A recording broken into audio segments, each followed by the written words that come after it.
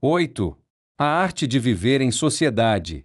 Como é comum em crianças de 5 anos que têm irmãos mais novos, Len perdeu a paciência com Jay, de 2 anos e meio, que desarrumou os blocos de Lego com os quais estavam brincando.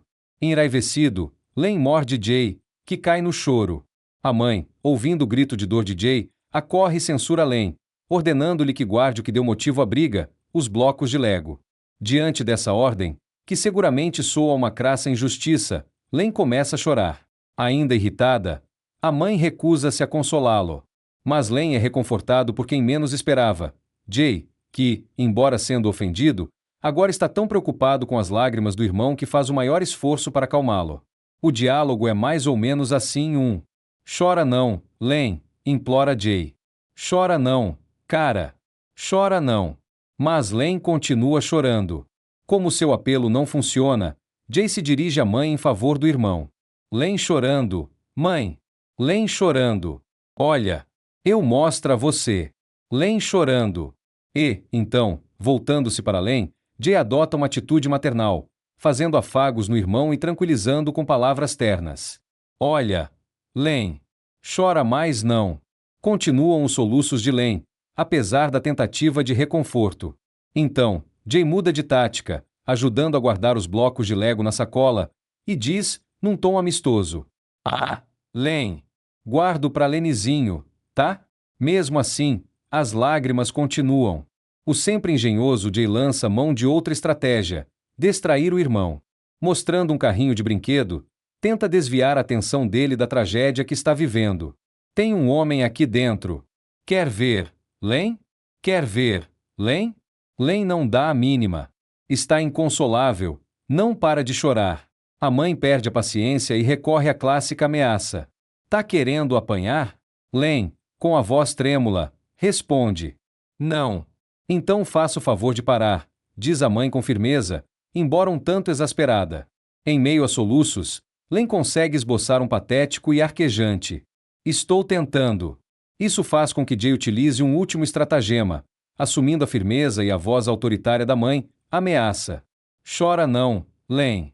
Assim leva a palmada. Esse microdrama revela notável sofisticação no lidar com emoções que uma criança de apenas 2 anos e meio pode usar ao tentar entender as emoções de outra pessoa. Em suas urgentes tentativas de consolar o irmão, Jay foi capaz de recorrer a um grande repertório de táticas, que foram do simples apelo para que a mãe se aliasse a ele, o que não funcionou, a consolar o irmão fisicamente, a ajudá-lo, a tentar distraí-lo, a ameaças e a dar ordens explícitas. Sem dúvida, Jay está adotando uma série de medidas que, em seus próprios momentos de aflição, lhe foram aplicadas. Não importa. O que conta é que ele, tão novinho, é capaz de utilizá-las quando necessário. É claro que, como todos os pais sabem, a demonstração de empatia e essas tentativas de consolar o outro, vividas por Jay, não são um comportamento comum em crianças tão novas. Pelo contrário, é mais provável que, diante da aflição de um irmão, a criança até encontre uma boa oportunidade de se vingar. Então, faça tudo o que for possível para piorar mais ainda a aflição. Ou seja, as mesmas aptidões podem ser usadas para provocar ou atormentar um irmão. Mas mesmo essa maldade revela o surgimento de uma crucial aptidão, a capacidade de perceber os sentimentos de outra pessoa e agir de maneira a enfatizá-los mais ainda. Poder exercer controle sobre as emoções do outro é a essência da arte de relacionar-se.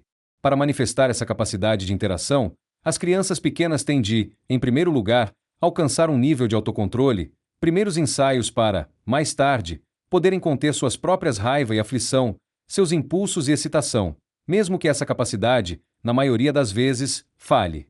Para que entremos em sintonia com o outro é necessário que tenhamos calma. Sinais que sugerem essa capacidade de controlar as próprias emoções surgem mais ou menos nesse mesmo período. As crianças começam a poder esperar sem chorar, argumentar ou abajular para conseguir o que querem, em vez de apelar para a força, mesmo que nem sempre prefiram usar essa aptidão. A paciência surge como uma alternativa aos faniquitos, ao menos de vez em quando. E sinais de empatia surgem aos 2 anos. Foi a empatia de Jay, raiz da solidariedade, que o levou a tentar, com tanto empenho, levantar o ânimo do irmão Len, que chorava. Portanto, controlar as emoções de outra pessoa, a bela arte de relacionar-se com os outros, exige o amadurecimento de 2 outras aptidões emocionais, o autocontrole e a empatia. De posse disso, amadurecem as aptidões pessoais. São competências sociais eficazes na relação com os outros. Aqui, as deficiências conduzem à inépcia no mundo social ou a repetidos desastres.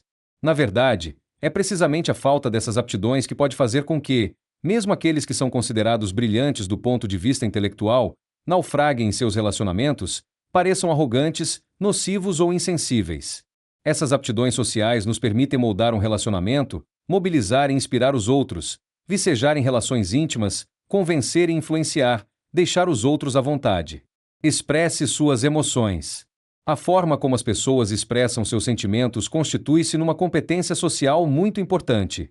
Paul Ekman utiliza o termo regras de exibição para designar o consenso social acerca de quais sentimentos, e em que momento, podem ser demonstrados de forma apropriada.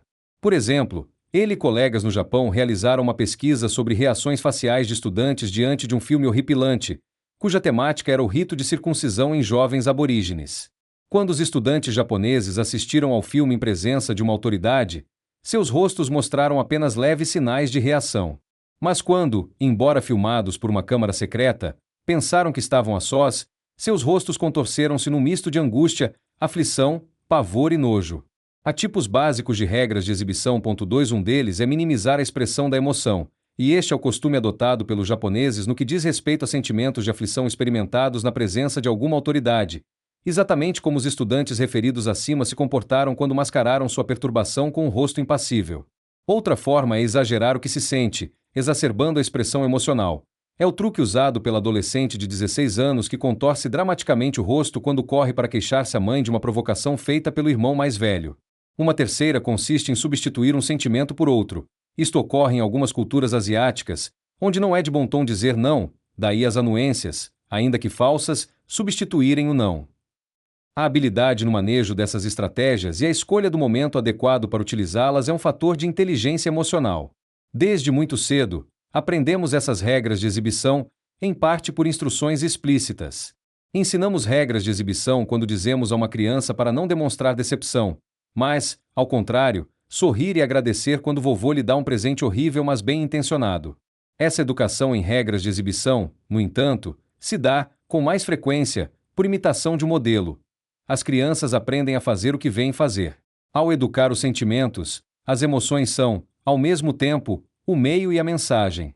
Se a criança recebe a ordem de sorrir e dizer obrigado por um pai que, naquele momento, se mostra duro, exigente e frio, e que diz, de forma sibilante e não delicada, o que a criança deve dizer, é muito provável que a lição seja aprendida de modo diferente e, na verdade, ela responda ao vovô de cara feia, com um sucinto lacônico obrigado. O efeito causado no vovô não será o desejado. Na primeira hipótese, fica feliz, embora tenha sido enganado. Na segunda, fica magoado diante da mensagem confusa. As demonstrações de emoção, claro, causam um impacto imediato. A regra aprendida pela criança é alguma coisa do tipo: disfarce seus verdadeiros sentimentos para não magoar alguém que você ama. Demonstre, em vez disso, um sentimento falso, porém menos ofensivo. Tais regras para expressar emoções são mais do que parte de um manual de boas maneiras sociais. Ditam como nossos sentimentos se refletem em outra pessoa. Seguir bem essas regras é produzir o impacto ideal. Não segui-las, ou segui-las de forma canhestra, implica gerar uma devastação emocional. Os atores, claro, são os virtuosos em matéria de demonstrar sentimentos. É a expressividade deles que evoca reação na plateia. E, sem dúvida, alguns de nós nascemos com o dom de representar. Mas, em parte porque as lições que aprendemos sobre as regras de exibição variam segundo os modelos que recebemos, as pessoas diferem muito nessa aptidão. Expressividade e contágio social. Começava a Guerra do Vietnã e um pelotão americano estava escondido em arrozais, no calor de um combate com os Vietcongues. De repente, uma fila de 6 monges começou a passar por uma das bermas que separavam um campo de outro. Totalmente calmos e equilibrados, dirigiram-se para a linha de fogo. Não olharam nem para um lado nem para outro. Seguiram em frente, lembra David Bush, um dos soldados americanos. Foi realmente estranho, porque ninguém atirou neles. E, depois que passaram pela berma, de repente eu simplesmente já estava fora do combate. Não mais queria continuar fazendo aquilo, pelo menos naquele dia. Deve ter acontecido mesmo com todo mundo, porque todos desistiram. Cessamos o combate. 3. O poder que esses monges tranquilos e corajosos exerceram na pacificação dos soldados no calor de um combate, ilustra um princípio básico da interação entre as pessoas. As emoções são contagiantes. É evidente que essa história assinala um extremo. A maior parte do contágio emocional é muito mais sutil, parte de um tácito intercâmbio que ocorre em qualquer interação com o outro. Transmitimos e captamos modos uns dos outros, algo como uma economia subterrânea da psique, em que alguns encontros são tóxicos, outros, revigorantes. Esse intercâmbio emocional se dá, em geral, de forma sutil, quase imperceptível. A maneira como um vendedor nos diz obrigado pode fazer-nos sentir ignorados, ressentidos, ou ser de fato um agradecimento e dar mostras de consideração. Enviamos sinais emocionais sempre que interagimos, e esses sinais afetam aqueles com quem estamos. Quanto mais hábeis somos nas relações que mantemos com o outro, melhor controlamos os sinais que enviamos. A forma reservada com que se comporta a sociedade bem-educada é, enfim, apenas um meio de assegurar que nenhum vazamento emocional perturbador vai prejudicar os relacionamentos, uma regra social que, quando utilizada nos relacionamentos íntimos, é sufocante. Inteligência emocional inclui o controle desse intercâmbio. Muito benquisto e encantador são termos que empregamos para qualificar pessoas com as quais gostamos de estar porque a habilidade social delas nos faz bem. As pessoas capazes de ajudar outras a aliviar seus sofrimentos possuem um produto social especialmente valorizado. São as almas para as quais se voltam as outras quando se encontram em dificuldades. Todos somos parte dos recursos utilizados por outrem para alterar seu estado de espírito, para o melhor ou para o pior. Pensem na notável demonstração de sutileza com que as emoções passam de uma pessoa para outra. Numa experiência simples, 2 voluntários preencheram um formulário onde deveriam informar como se sentiam naquele momento e, depois, simplesmente ficaram sentados um diante do outro, calados, enquanto esperavam que a pesquisadora voltasse à sala. 2 minutos depois, ela voltou e pediu-lhes que tornassem a preencher outro formulário, nos moldes do anterior. A dupla tinha sido escolhida exatamente porque uma das pessoas era muito expressiva emocionalmente e a outra, inexpressiva.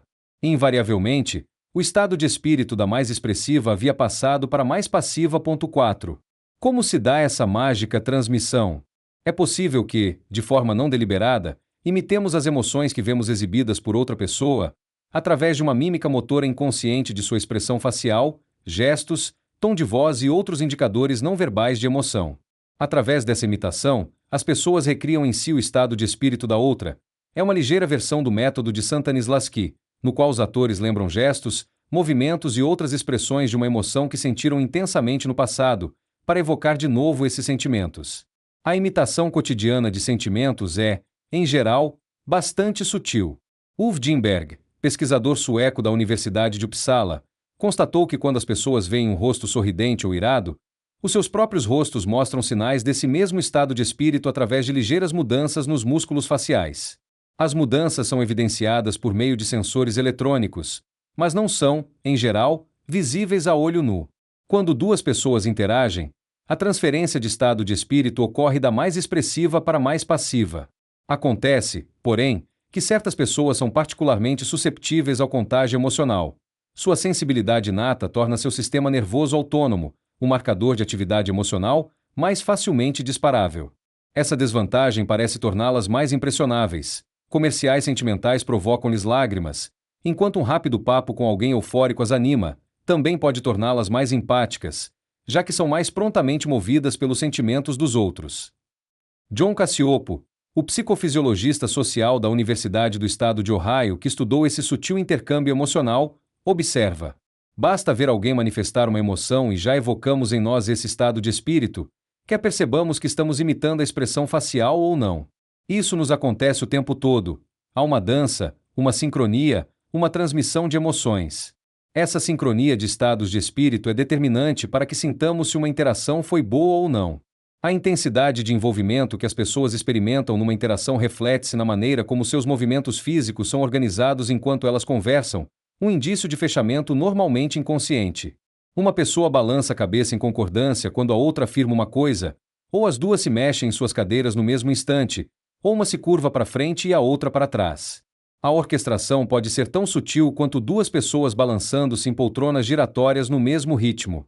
Como descobriu Daniel Stern, ao observar a sincronia entre mães e bebês sintonizados, a mesma reciprocidade liga os movimentos de pessoas que se sentem emocionalmente relacionadas. Essa sincronia parece facilitar o envio e a recepção de estados de espírito, mesmo os negativos. Por exemplo, Num estudo de sincronia física, mulheres deprimidas foram a um laboratório com seus namorados e discutiram um problema que havia no relacionamento deles. Quanto maior a sincronia não verbal entre os casais nesse nível, pior os namorados das deprimidas se sentiram depois da discussão. Haviam contraído o estado de espírito negativo das namoradas. 5 Em suma, quer as pessoas se sintam alegres ou deprimidas, quanto mais fisicamente sintonizados seus contatos, mais assemelhados se tornarão seus estados de espírito. A sincronia entre professores e alunos indica a intensidade da relação estabelecida entre eles. Estudos realizados em salas de aula mostram que quanto mais estreita for a coordenação de movimentos entre professor e aluno, mais eles são amigáveis entre si, satisfeitos, entusiasmados, interessados e abertos na interação. Em geral, um alto nível de sincronia numa interação indica que as pessoas envolvidas gostam umas das outras. Frank Bernieri, o psicólogo da Universidade do Estado de Oregon que fez esses estudos, me disse: o constrangimento ou descontração que sentimos diante de alguém está num nível físico. Precisamos de uma cronologia compatível, coordenar nossos movimentos, sentirmos-nos à vontade. A sincronia reflete a profundidade do engajamento entre os parceiros. Se estamos altamente engajados, nossos estados de espírito começam a entrelaçar-se, positiva ou negativamente. Em suma, a coordenação de estados de espírito é a essência da relação, a versão adulta da sintonia que a mãe tem com seu bebê.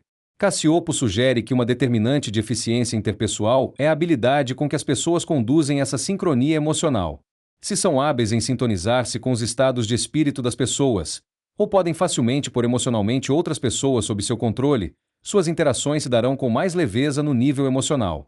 O que marca um líder ou um bom ator é a capacidade de levar emoção à plateia de milhares desse modo.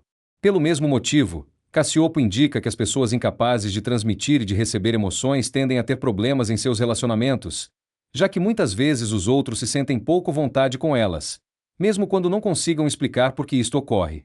Dar o tom emocional de uma interação é, num certo sentido, um indicador da capacidade de dominação, num nível profundo e íntimo. Significa direcionar o estado emocional da outra pessoa.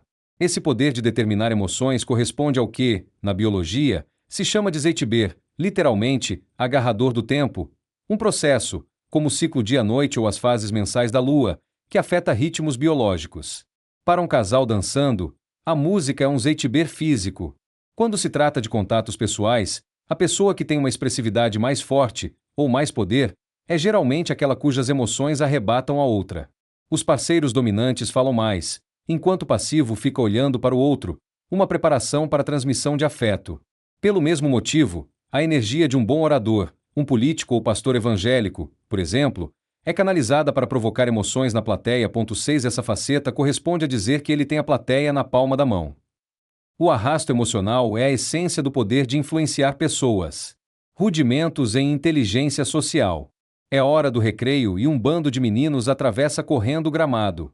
Reggie tropeça, machuca o joelho e começa a chorar, mas os outros continuam a correr, menos Roger, que para. Enquanto diminuem os soluços de Reggie, Roger curva-se e massageia o próprio joelho, gritando: "Eu também machuquei o joelho." Roger, porque possui uma inteligência interpessoal exemplar, é citado por Thomas Hatch, colega de Howard Gardner na Spectrum, escola que se baseia no conceito de inteligências múltiplas. 7 Parece que Roger é extraordinariamente capaz de reconhecer os sentimentos dos coleguinhas de brincadeiras e de estabelecer rápidas e suaves ligações com eles.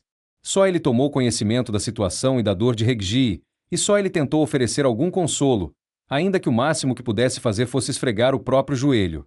Esse pequeno gesto revela um talento para o relacionamento, uma aptidão emocional essencial para a preservação de relacionamentos estreitos, seja no casamento, com amigos ou numa parceria comercial. Essas aptidões em pré-escolares são os botões de talentos que desabrocham pela vida afora. O talento de Roger representa uma entre 4 aptidões distintas que Hatch e Gardner identificam como componentes de inteligência interpessoal. Item organizar grupos, aptidão essencial do líder, que envolve iniciar e coordenar os esforços de um grupo de pessoas.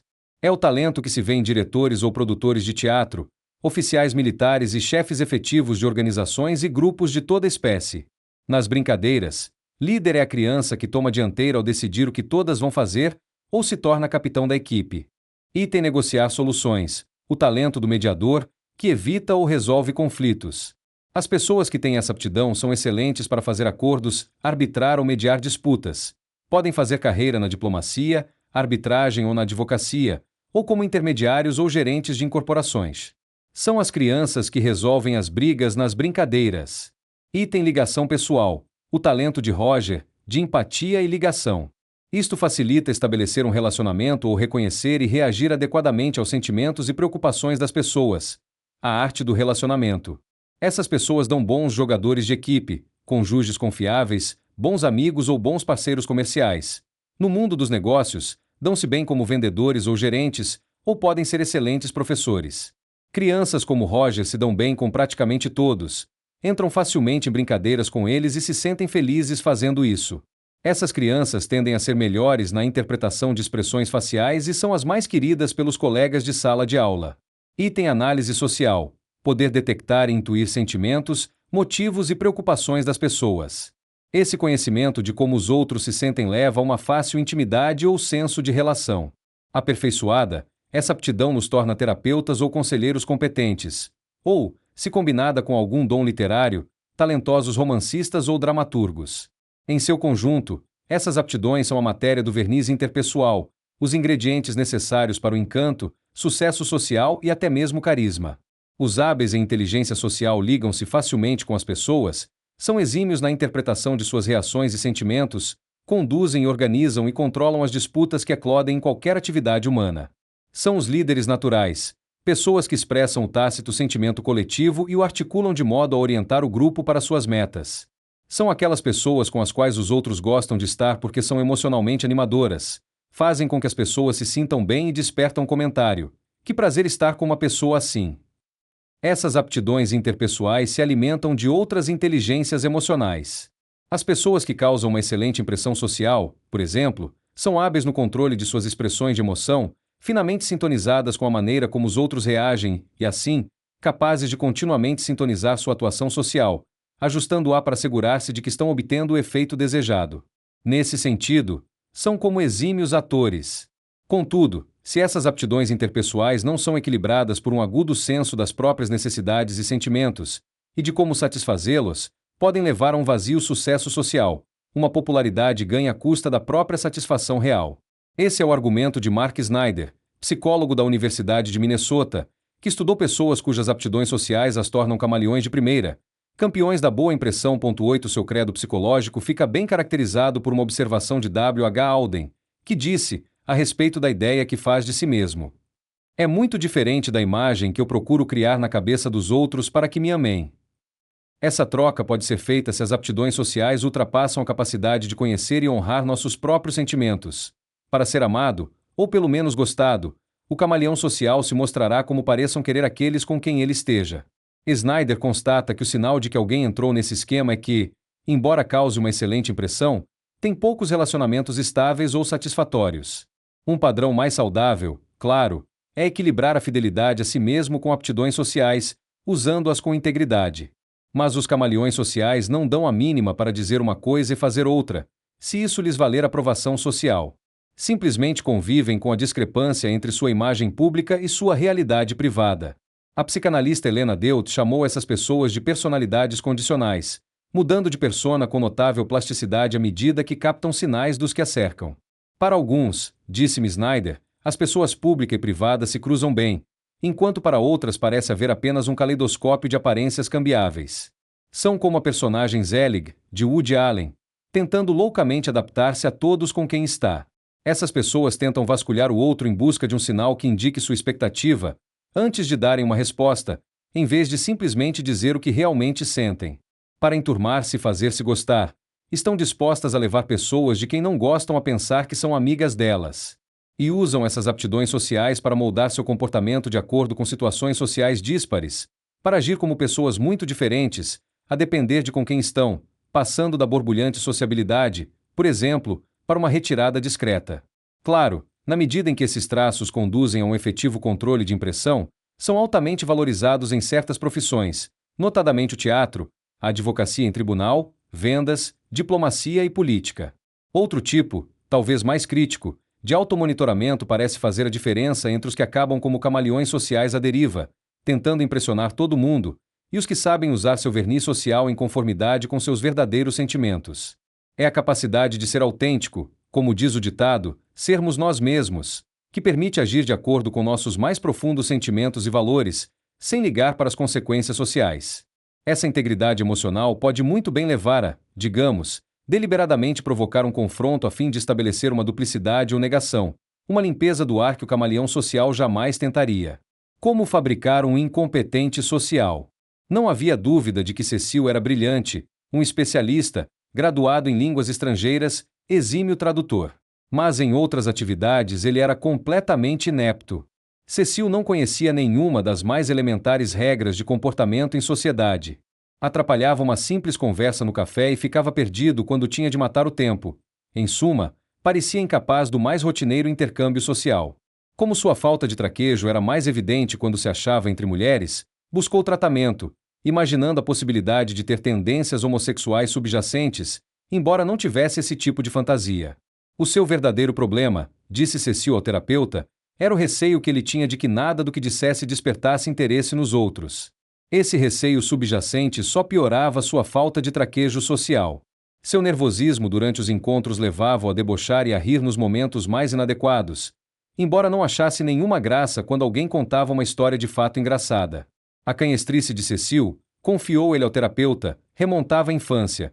Durante toda a vida só se sentia à vontade com as pessoas quando estava perto de seu irmão mais velho, que dava um jeito de facilitar as coisas para ele.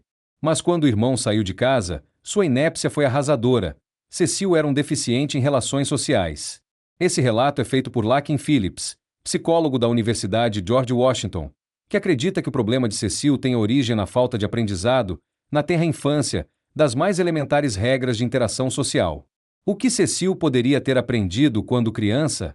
A olhar nos olhos dos outros quando estes lhe falassem, a tomar a iniciativa para um contato social, não esperando sempre pelos outros, a alimentar uma conversa e não ficar simplesmente no sim e não ou outras respostas lacônicas, a mostrar gratidão aos outros, a dar preferência a outra pessoa quando passando por uma porta, a esperar até que alguém fosse servido de alguma coisa, a agradecer aos outros, dizer por favor, partilhar as coisas e todas as outras regras de interação elementares que começamos a ensinar às crianças a partir dos 2 anos. 9. Não ficou esclarecido se a deficiência de Cecil se devia ao fato de ninguém ter lhe ensinado tais rudimentos de civilidade ou à sua própria incapacidade de aprender. Mas, não importa o motivo, o fato é que a história de Cecil é instrutiva, porque indica a natureza crucial das incontáveis lições que as crianças obtêm na sincronia de interação e nas regras tácitas de harmonia social. O que resulta do não cumprimento dessas regras é perturbar, incomodar aqueles que nos cercam. A função dessas regras, claro, é manter à vontade aqueles que estão envolvidos no intercâmbio. A canhestrice gera ansiedade. As pessoas que não têm essas habilidades são ineptas não apenas em sutilezas sociais, mas também no lidar com as emoções daqueles com quem se relacionam. Inevitavelmente, deixam perturbação por onde passam. Todos conhecemos Cecils, pessoas com uma irritante falta de traquejo social, pessoas que parecem não saber quando encerrar uma conversa ou telefonema e continuam falando, ignorando todos os sinais e insinuações para que desliguem. Pessoas cujas conversas giram sempre em torno de si próprias, sem o menor interesse pelo outro, e que não levam em consideração as débeis tentativas para mudar de assunto. Pessoas intrometidas ou que fazem perguntas inconvenientes. Todos esses desvios do que seria uma suave trajetória social revelam um déficit na edificação rudimentar da capacidade de interagir. Os psicólogos cunharam o termo dissemia, do grego dys, dificuldade, e sema, sinal, para designar o problema de aprendizagem no campo das mensagens não verbais. Uma entre 10 crianças, aproximadamente, tem um ou mais problemas nessa área. 10 O problema pode estar numa má percepção espacial, de modo que a criança fica próxima demais quando fala ou espalha seus pertences pelo território de outros, na má interpretação ou no uso inadequado da linguagem corporal, quando, por exemplo, não olham para aquele com quem falam, ou no mau senso de prosódia, a qualidade emocional da fala, de modo que ela fala de forma estridente ou inexpressiva. Muitas das pesquisas têm se concentrado em identificar crianças que exibem sinais de deficiência social, crianças cuja falta de jeito as torna ignoradas ou rejeitadas pelos colegas de brincadeiras. Afora as crianças que são desprezadas por serem brigonas, outras são evitadas por serem invariavelmente deficientes nos rudimentos da interação direta, sobretudo nas regras tácitas que governam as interações. Se as crianças não se comunicam bem, são consideradas burras ou mal educadas. Mas quando não têm bom desempenho nas regras não verbais de interação, os outros, sobretudo os coleguinhas de brincadeiras, as veem como esquisitas e as evitam. São as crianças que não sabem como entrar graciosamente numa brincadeira, que tocam as outras de um modo que causa mais desconforto que camaradagem, em suma, que ficam de fora. São crianças que não dominaram a silenciosa linguagem da emoção e, sem querer, emitem mensagens que geram mal-estar. Como diz Stephen Novick, psicólogo da Emory University que estuda as capacidades não verbais das crianças. As crianças que não sabem interpretar ou expressar bem suas emoções sentem-se constantemente frustradas. Esse tipo de comunicação é um constante tema de tudo que se faz. Você não pode deixar de se expressar facilmente ou com o corpo, ou esconder o tom de voz. Se comete erros nas mensagens emocionais que envia, sente constantemente que as pessoas reagem de maneira estranha. Você é repelido sem saber por quê. Se pensa que está se mostrando alegre, mas, na verdade, parece demasiado tenso ou zangado. Vê que as outras crianças, por sua vez, ficam zangadas com você e não entende por quê. Essas crianças acabam não tendo nenhum senso de controle sobre como os outros as tratam, sentindo que suas ações não causam impacto. Isso lhes dá um sentimento de impotência, ficam deprimidas e apáticas. Além de se tornarem socialmente marginalizadas, essas crianças também sofrem no contexto acadêmico. A sala de aula, claro, é ao mesmo tempo um espaço de interação social e de desempenho acadêmico. Uma criança socialmente desajeitada vai entender ou responder errado a um professor e a uma outra criança. A ansiedade e perplexidade resultantes podem, por si mesmas, interferir em sua capacidade de aprender eficazmente. Na verdade, como tem mostrado testes de sensibilidade não verbal em crianças, as que interpretam mal os sinais emocionais tendem a ter um mau desempenho escolar, se comparadas com seu potencial acadêmico refletido nos testes de QI.11. A gente odeia você. No limite.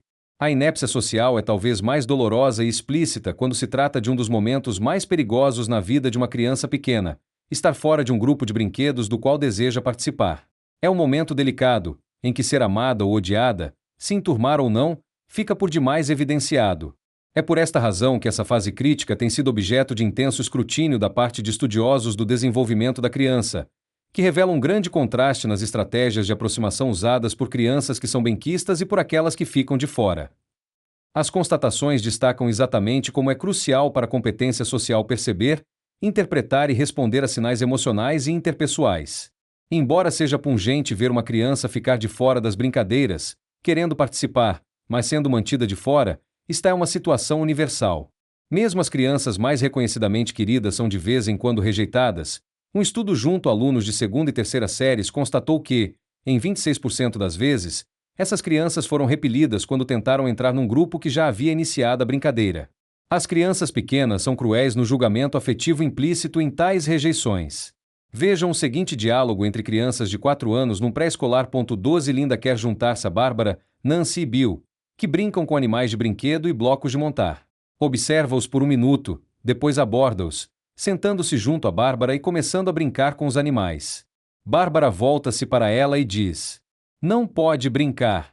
"Posso, sim," diz Linda. "Eu também posso pegar nos bichinhos." "Não pode, não," diz Bárbara rudemente.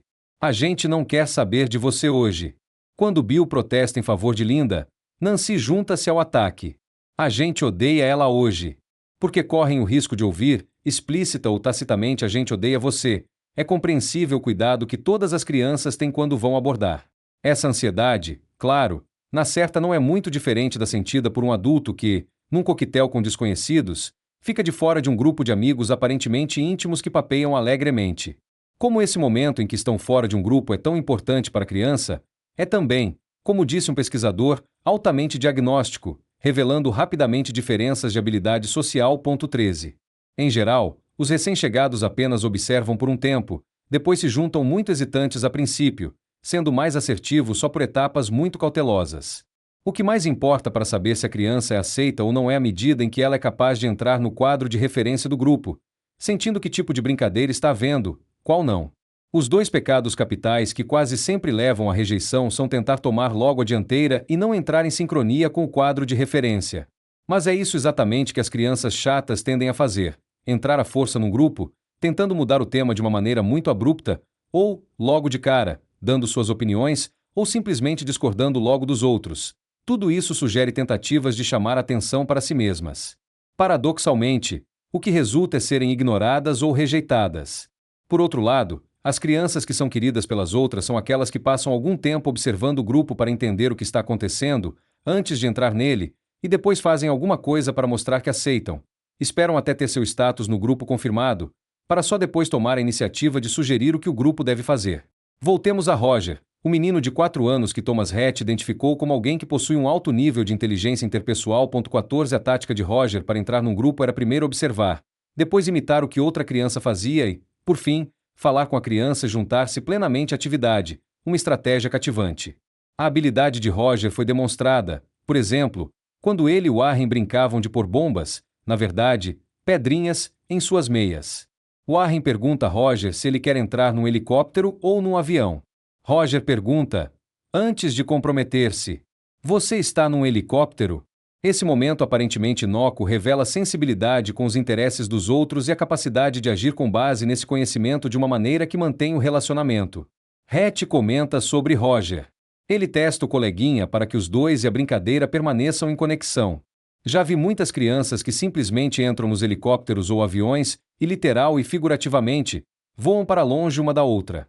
Brilhantismo emocional. Relatório de um caso.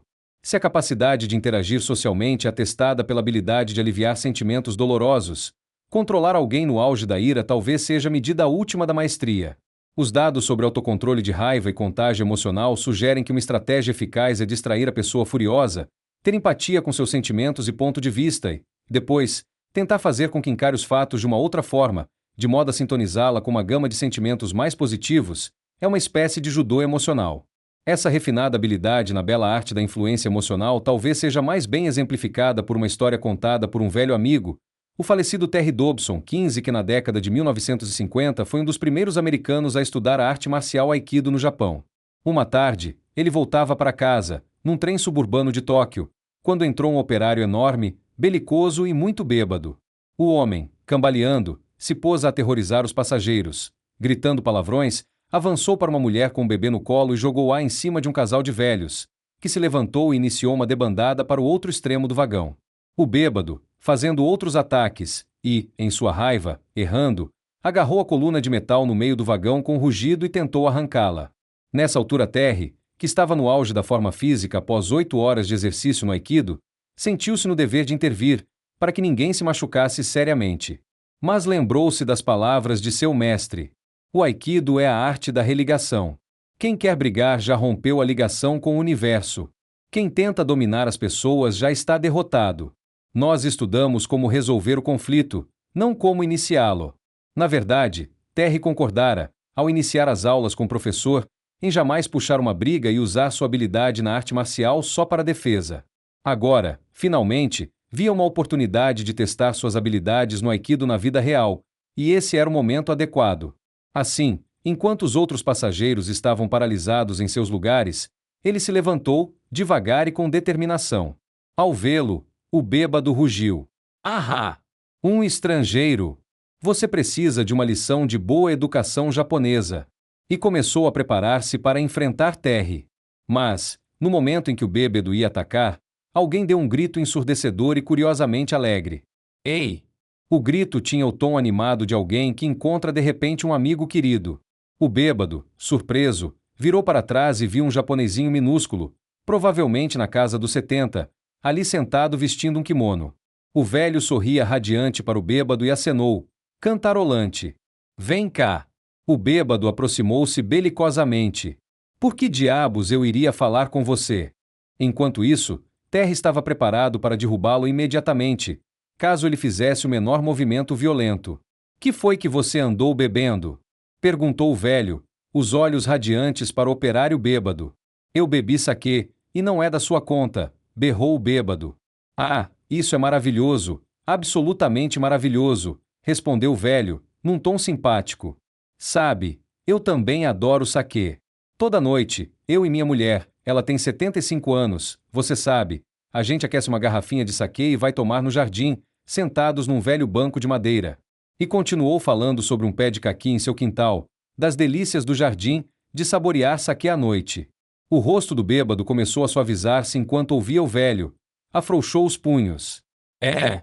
Eu também adoro caqui, disse, diminuindo o tom da voz. Sim, respondeu o velho com uma voz animada, e tenho certeza de que sua esposa é maravilhosa. Não, disse o operário. Minha esposa morreu.